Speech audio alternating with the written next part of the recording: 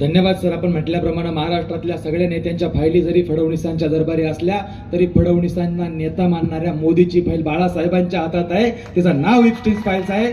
यानंतर मी निमंत्रित करतो या वंचित बहुजन आघाडीच्या राहुरी मतदारसंघाचे उमेदवार आदरणीय संतोष एकनाथ चोळके यांना प्रचंड टाळ्यांच्या गजरात त्यांचं स्वागत.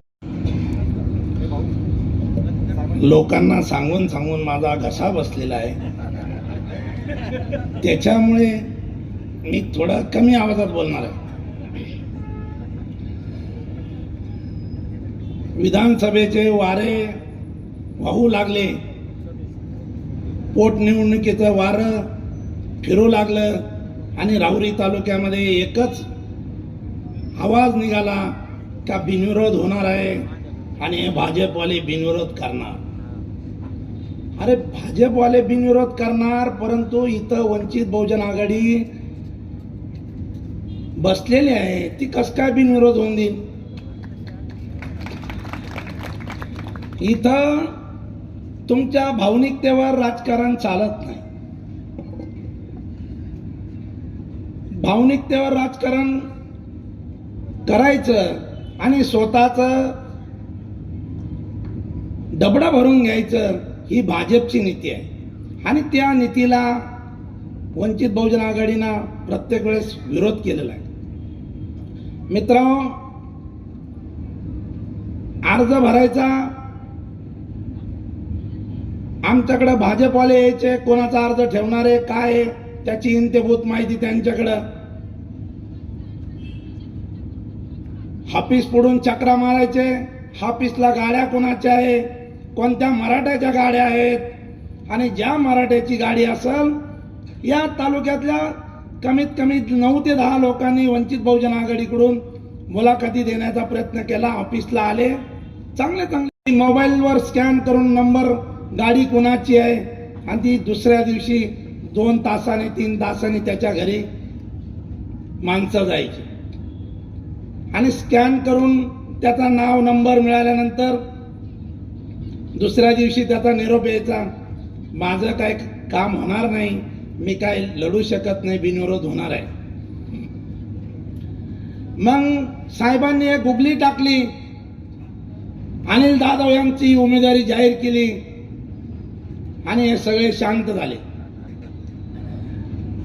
आणि त्याच्यानंतर तालुक्यात वातावरण असं झालं का वंचित उभा राहणार आहे आणि वंचित माघार घेणार नाही. आणि त्याच्यानंतर साहेबांनी मला फोन केला, संतोष तुला अर्ज भरायचा आहे आणि तू अर्ज भर. आणि मी तो अर्ज भरला आणि शेवटपर्यंत तुमच्यासाठी टिकून राहिलेलो आहे. माझ्या जागी जर दुसरा एखादा मराठा कॅन्डिडेट असता तर त्यांना निश्चितच माघार घेतली असती. कारण तुम्हाला सांगतो, माझ्याकडे 6 वाजल्यापासून माझे नातेवाईक, आमच्या देवळालीचे भाजपचे, राहुरी तालुक्यातील भाजपचे लोक चक्रा मारायचे. अरे मग तुम्हाला वंचित बहुजन आघाडीची एवढी भीती का भीती तुम्हाला? मी देवळाली प्रवरा नगरपालिकेमध्ये फॉर्म भरला, मी प्रचाराचा सांगाढोंगा केला नाही. मी फक्त एक मोटरसायकल आणि मोटरसायकल चालवणारा आणि मी पाठीमागे बसून प्रचार केला. कोणाला आर्थिक आमिष न देता देवळाली नगरपालिकेमध्ये लोकांनी मला गुप्त पद्धतीनं पाठवलं. कारण आपली कामाची पद्धत वेगळी आहे. जिथल्या तिथं फोन आला तिथंच काम करून टाकायचं. आणि ह्या पद्धतीच्या जोरावर मला ज्या भाजपनं, ज्या काँग्रेसनं तिथं 75 लाख रुपये वाटले, तिथं मी 1.25 लाखामध्ये निवडून आलेलो आहे. त्यामुळं आमच्याकडं इथं गर्दी नसल पण दर्दी लोक आहेत. मी म्हैसगाव, कोळेवाडी, चिकलठाण, आपल्या पूर्ण राहुरी तालुक्याचा दौरा केला. राष्ट्रवादीचे सरपंच लोक सुद्धा माझा प्रचार करतायत, भाजपचे सुद्धा माजी सरपंच लोक माझा प्रचार करतायत. हे तुम्हाला माहिती नसेल आणि मतदान पडल्यानंतर तुम्हाला कळणार आहे, राहुरी तालुक्यामध्ये कोणीतरी एक हिरा अजून आहे. सगळे एका कडाला जरी गेले तर कोणीतरी आहे. मी फिरत असताना लोक माझ्याबरोबर फोटो काढायला सुद्धा घाबरतात. सोनगावला गेलो, मुलं रील्स बनवतात, बोलता बोलता ते रील्स घेत असले का ते लोक म्हणतात कशाला फोटो काढता तुम्ही, एवढी दहशत. अरे आम्ही आमचं मरण घेऊन डोक्यावर घेऊन फिरतोय, तुमच्यासाठीच फिरतोय. आमदारकी लढवण्याची आम्हाला हौस होती का? परंतु नाही, बिनविरोध होऊन द्यायचं नाही. भाजप ही वळतंय 17 वर्षापासून, हे सत्यता आहे. त्याच्या आधी काँग्रेस होता, त्याच्या आधी राष्ट्रवादी होती. 17 वर्षापासून तुम्ही आमच्या तालुक्याचा विकास करायचा आहे का? विधानसभेचे कर्डिले म्हणतात तनपुरे बरोबर आले तर राऊरी तालुक्याचा अनुशेष आपण भरून काढू, मदत करू. अरे मग तुम्ही आणि तुमच्या पक्षानं काय इतक्या दिवस भजे तळले का? तालुक्यामध्ये 40 वर्षापासून 2000 म्हणजे जवळजवळ 1942 पासून हे तनपुरे घराणं या राऊरी तालुक्यावर सरपंच पदापासून तर खासदारकीपर्यंत सर्व पद भोगले. आजही तुम्हाला अनुशेष भरायचंय. आजही पूर्वीच्या तालुक्याच्या पश्चिम भागाला पाणी नाही, तिथं ते वरती 2 डोमेनाक बसलेले बाळासाहेब थोरात आणि राधाकृष्ण विखे. अरे जे धरण 500 कोटीचं होतं त्या 6-7 हजार कोटीवर गेलेलं आहे. अरे तुमच्या करातले पैसे आहेत. तिथं त्यांनी एक अधिकारी बसवला, 7 ते 8 वर्षापासून तो अधिकारी तिथं, त्याच्याकडं तो डबल चार्ज आहे. 100 कोटीचं काम असेल तर 1000 कोटीचं बजेट तयार केलं जातं, आराखडा तयार केला जातो आणि हे पैसे खातात आणि तेच पैसे आपल्या तालुक्याला लावतात. शेतीचं वाटोळं केलं असेल तर या लोणीवाल्यांनी केलेलं आहे. राऊरी कारखाना बंद पाडला, या लोणीवाल्यांनी पाडलेला आहे. राऊरी तालुक्यामध्ये हुलगे पेरवण्याची भाषा स्वर्गीय बाळासाहेब विखेंनी केली होती आणि त्यांनी त्यांचा शब्द खरा केलाय.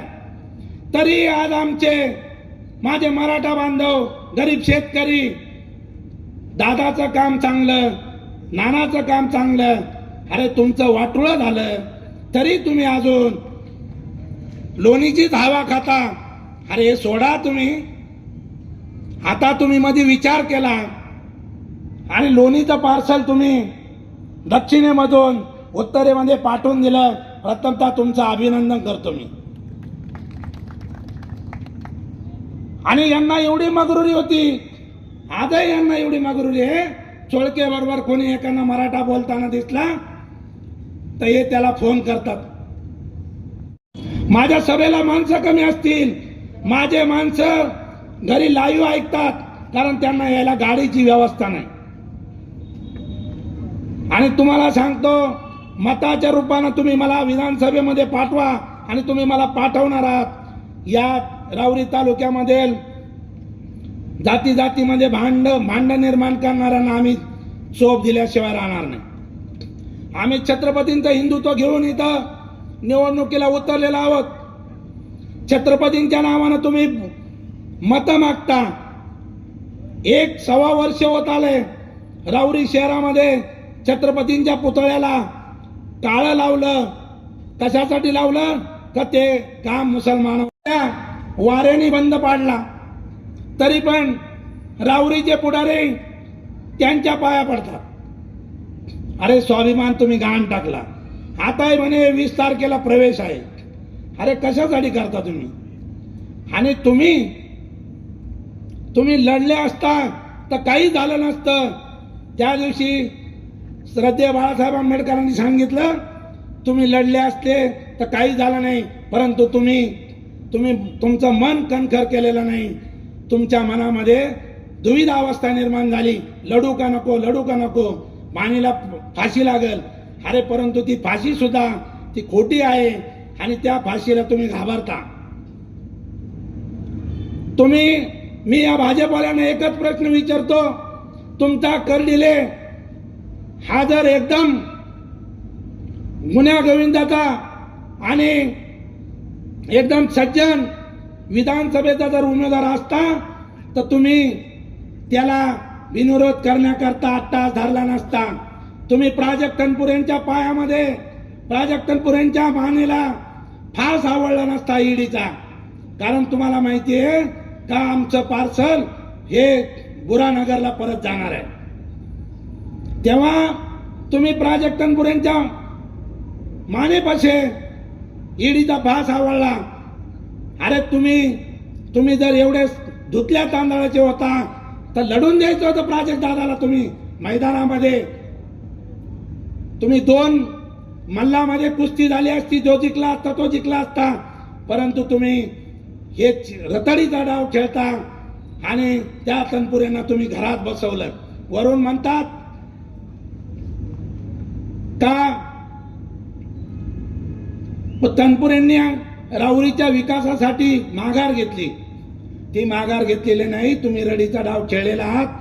आपल्याला राहुरी तालुक्यामध्ये राहुरी कारखाना असेल, SC ST OBC गरीब मराठा असेल, यांचे प्रश्न सोडवायचे आहेत. छत्रपतींचं हिंदुत्व घेऊन आपल्याला या विधानसभेमध्ये जायचंय. त्या हक्काला प्रश्न विचारायचे आहेत. या राहुरी तालुक्यामध्ये लोकाला 400 स्क्वेअर फूट जागा मिळत नाही. या विखेच्या लेक जावायला 4000 हेक्टर जागा श्रीरामपूर तालुक्यामध्ये मिळते. याचा विचार करा. आपल्या लोकांनी आपल्या बुद्धी गहाण ठेवू नका. मतदान त्यांना पैशाच्या जोरावर करू नका. कारण तुमची पुढची पिढी तुम्हाला माफ केल्याशिवाय, तुम्हाला जाब विचारल्याशिवाय राहणार नाही. तुम्हाला ती पिढी माफ करणार नाही. या तालुक्यामध्ये कारखाना बंद पडलाय. मला तुम्ही आमदार करा. हा शेतकऱ्यांना मी सांगतो, हा कारखाना चालू करण्याकरता मी प्रयत्न करेन. कारण उद्योगपतींचे 5-5 हजार कोटी माफ होतात आणि आपले 150 ते 250 कोटी रुपये माफ आपण विधानसभेमध्ये आवाज उठून ते माफ करून घेऊन आपला कारखाना चालू करू शकतो. आणि जर हा कारखाना चालू झालाच नाही तर SC ST OBC या महामंडळामध्ये 4 ते 5 कोटी रुपये आपण निधी गोळा करून 40 ते 45 कोटीचा कारखाना या तालुक्याला आपण उभा करू शकतो. यांच्याकडे मेंदू नाहीये, यांच्याकडे मेंदू नाहीये आणि एक कारखाना काढणार नाही.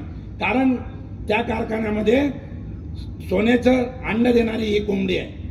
तर माझं शेतकऱ्यांना सांगणे, तुमच्या शेतापर्यंत पाणी पोहोचवण्याचं काम हा संत चोळगेप करील. गोरगरीब मराठा असेल, सर्व जाती धर्माला बरोबर घेऊन सर्व जाती धर्माचे प्रश्न विधानसभेमध्ये मी मांडण्याचा प्रयत्न करील आणि तुम्ही मला निश्चित पाठवणार आहात. तुम्ही आज, मी राहुरी शहरामध्ये आता दुपारी फेरी मारली. व्यापारी वर्ग इतका खुश आहे की संतोष भाऊ तुझ्यासारखा माणूस विधानसभेमध्ये गेला पाहिजे. माझे सत्कार झाले. इथं कमीत कमी या येथील ज्या व्यापारी आहेत 10 ते 15 व्यापाऱ्यांनी माझे सत्कार केलेले आहेत. ही नांदी आहे. आणि असंच मला नगरपालिकेला अनुभव आला होता. असाच विधानसभेमध्ये तुम्ही मला गुपचीप पाठवता आणि मी तुमचे प्रश्न विधानसभेमध्ये मांडेल अशी अपेक्षा व्यक्त करतो आणि थांबतो.